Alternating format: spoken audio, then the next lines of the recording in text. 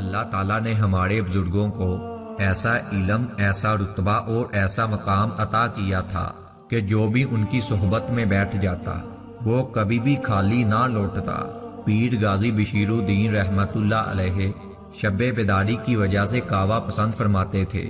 ان کی خوراک بھی کہوہ اور کبھی اس کے ساتھ ایک روٹی ہوتی تھی۔